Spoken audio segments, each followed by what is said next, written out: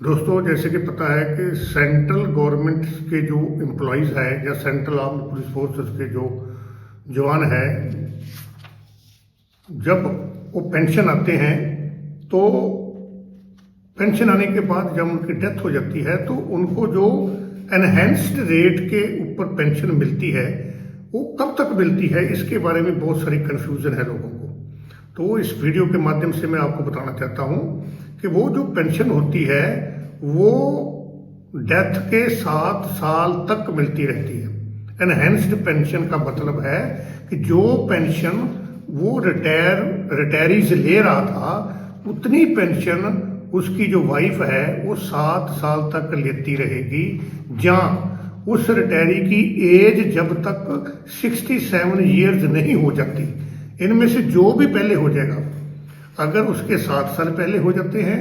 या उस रिटायरीज की एज मान के चलो कि 67 तक अगर वो जिंदा रहता तो 67 साल तक उसको वो एनहेंस्ड रेट के मुताबिक पेंशन मिलती रहेगी। इन दोनों में से जो पहले आ जाएगा, अगर 7 साल पहले पूरे हो जाते हैं या 67 ईयर्स पूरे हो जाते हैं, तब तक उसको जो है एनहेंस्ड रेट जो है वो पेंशन का मिलता रहेगा। एनहेंस रेट का मतलब ये है कि जो वो रिटायरीज था, जो पेंशन आया था, जो वो पेंशन ले रहा था वो ही पेंशन उसकी वाइफ 7 साल तक लेती रहेगी। और उसके बाद क्या होगा, उस रिटायरी की जो बेसिक पेंशन है उसका 30% बेसिक सैलरी का 30% जो है वो उसको मिलेगा पेंशन,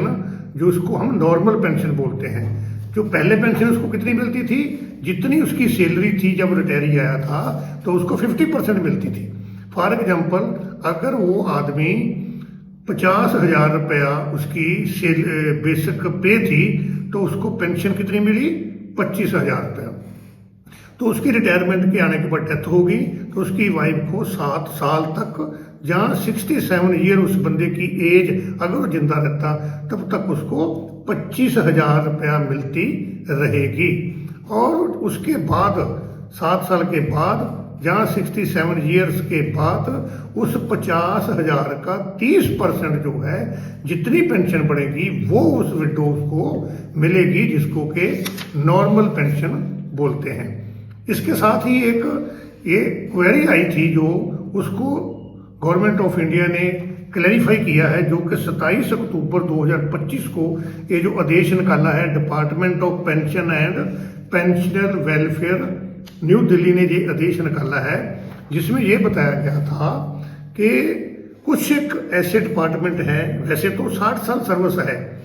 सुपर एनुएशन की, पर कुछ एक डिपार्टमेंट ऐसे हैं जो CGHS में आते हैं, सेंट्रल हेल्थ स्कीम में आते हैं, उसमें उनकी एज जो है वो 65 साल है। तो उनका कहना था कि क्या जब 60 साल सुपर एनुएशन आता है जो, तो उसको 67 साल तक काउंट किया जाता है। तो अगर जो 65 साल तक आएगा तो उसको क्या 72 ईयर तक काउंट किया जाएगा क्या?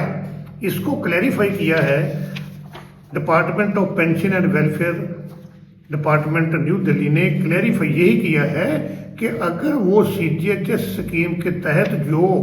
भी उनका स्टाफ जहाँ डॉक्टर्स जो हैं अगर सुपर एनुएशन आते हैं तो उनके लिए भी वही रूल लागू है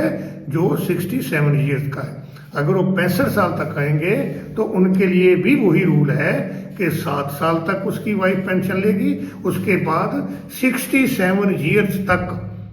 उसकी वाइफ जो है वो एनहेंस्ड पेंशन लेती रहेगी। उसके बाद वो 30% जो है बेसिक सैलरी का वो उसकी नॉर्मल पेंशन होगी।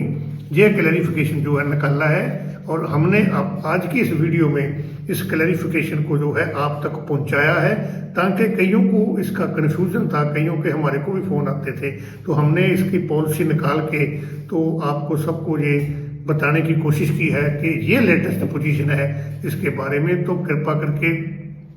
ये वीडियो जो है सभी सेंट्रल गवर्नमेंट के एम्प्लॉयज़ के लिए है, सभी सेंट्रल पैरामिलिट्री फोर्सेस के लिए जो सर्विस करते हैं उनके लिए भी है, जो रिटायर आ गए हैं उनके लिए भी ये लागू है। तो आप कृपा करके इस वीडियो को जरूर शेयर करिए, सभी तक को पहुंचाएं, ताकि इस इन्फॉर्मेशन का, इस पॉलिसी का जो है सभी जो एलिजिबल हैं या जिसको डाउट है वहां तक ये पहुंच जाए। तो हमारी इस वीडियोज़ को लाइक भी करिए और सब्सक्राइब भी जरूर करिए। जय हिंद।